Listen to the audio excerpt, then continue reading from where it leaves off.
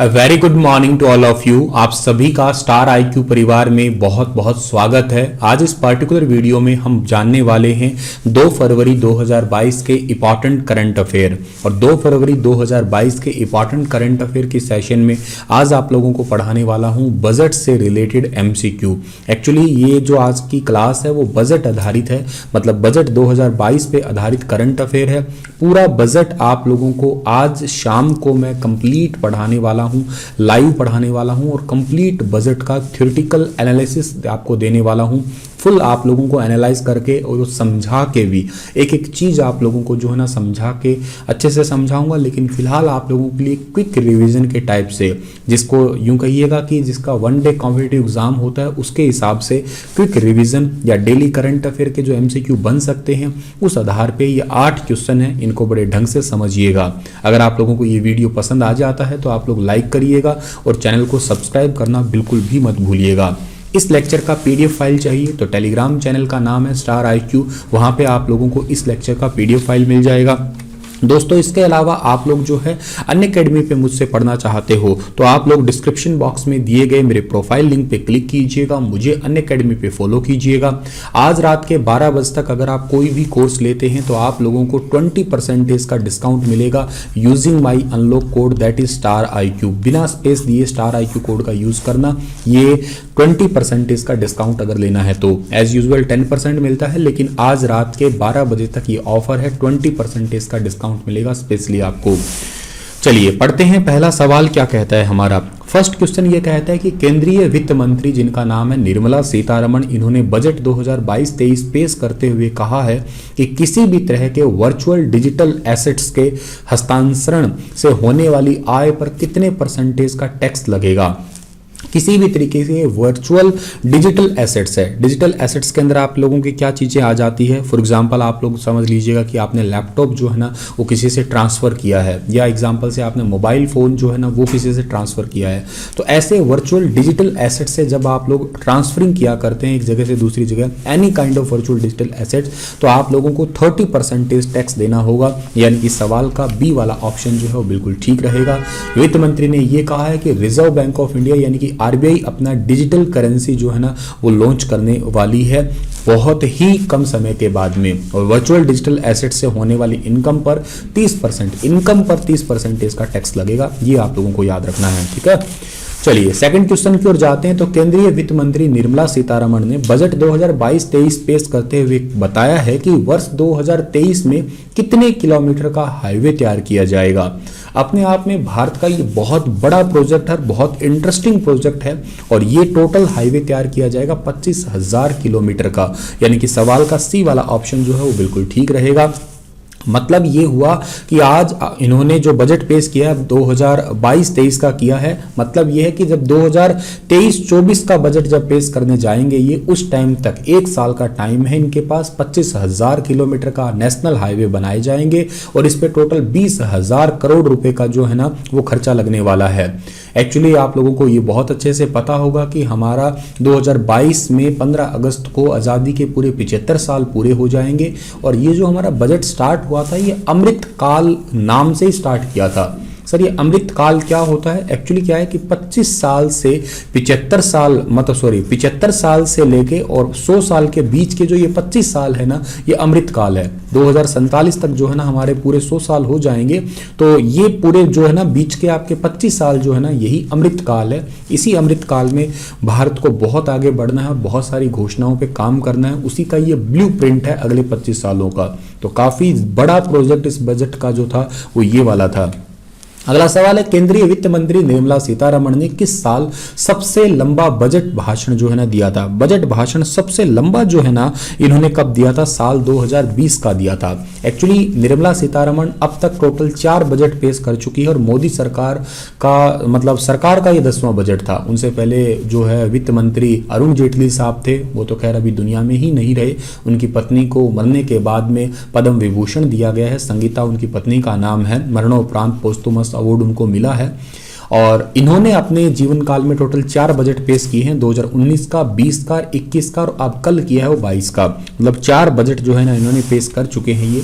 और जो 2020 का बजट था, 1 फरवरी 2020 का था, वो 2 घंटे 40 मिनट तक जो है ना ये बजट में बोली थी ये। और साल 2019 में 2 घंटे 17 मिनट का इन्होंने जो है बजट दिया था। और 2022 का यानी कि जो कल ही आया है वो अपने काल में सबसे छोटा ही था इनका, लगभग 90 मिनट के अंदर ही जो है बजट को पूरा कर दिया इन्होंने। इस बार डिजिटल भी था, एक्चुअली डिजिटल लाना इन्होंने ही तो स्टार्ट किया था। ये बात आपको मैं आज का जो बजट सेशन होगा ना उसमें आप लोग पूरा फुली एनालाइज करेंगे, आपको एक एक बात बारीकी से समझ में आएगी। आप टेलीग्राम चैनल पे उस क्लास का लिंक पा सकते हैं, ठीक है।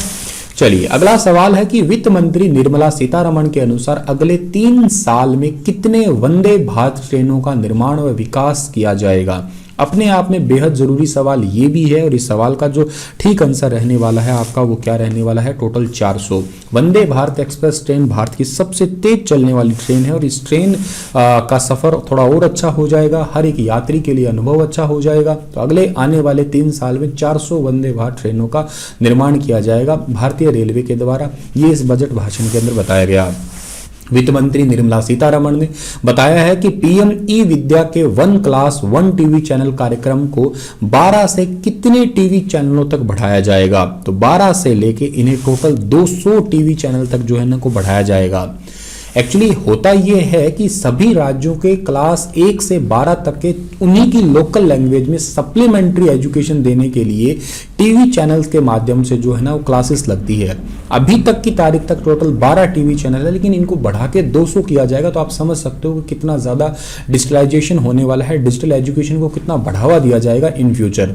इसके साथ ही एक डिजिटल यूनिवर्सिटी भी बनाई जाएगी, मतलब डिजिटल समझ गए होंगे, कोई फिजिकल क्लासेस वगैरह कुछ भी नहीं है, केवल सब कुछ ऑनलाइन चीज़ें ही होगी, घर बैठे ही पढ़ा जाएगा और रेगुलर क्लासेस घर बैठे ही लगेगी और घर बैठे ही आपको ऑनलाइन ही एग्जाम देने होंगे।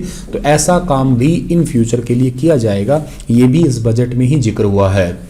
वित्त मंत्री निर्मला सीतारमण के अनुसार अगले 3 सालों के दौरान कितने पीएम गति शक्ति कार्गो टर्मिनल विकसित किए जाएंगे। तो आने वाले टाइम में टोटल 100 कार्गो जो है वो टर्मिनल विकसित किए जाएंगे। सी वाला ऑप्शन इस सवाल का बिल्कुल ठीक है।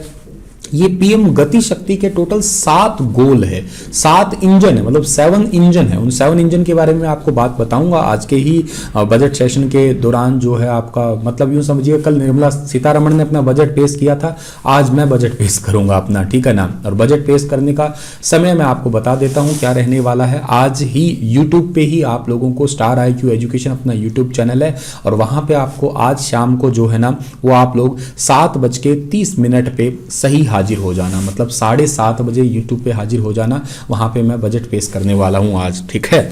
चलिए, तो इन्होंने इसने कहा है कि वित्त मंत्री ने कहा है कि अर्बन ट्रांसपोर्ट को रेलवे के साथ में जोड़ा जाएगा और इससे पोस्टल और रेलवे का नेटवर्क और बेहतर हो जाएगा। मतलब मेट्रो सिस्टम धीरे धीरे आने लग जाएगा, नॉर्मल ट्रेन से सुपरफास्ट ट्रेन है, यही समझिएगा इस सवाल का मतलब।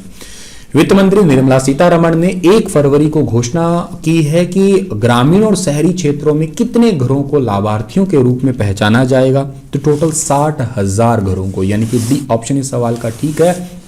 प्रधानमंत्री आवास योजना भारत सरकार द्वारा गरीबों को किफायती आवास देने के उद्देश्य से स्टार्ट की गई थी और 2023 तक आपातकालीन क्रेडिट लाइन गारंटी योजना के विस्तार की भी घोषणा की गई है और आने वाले टाइम में जो है ग्रामीण और शहरी क्षेत्रों में 60,000 घरों को लाभार्थी के रूप में पहचाना जाएगा। मतलब इतने लोगों को आवास देने का प्रयास किया जाएगा।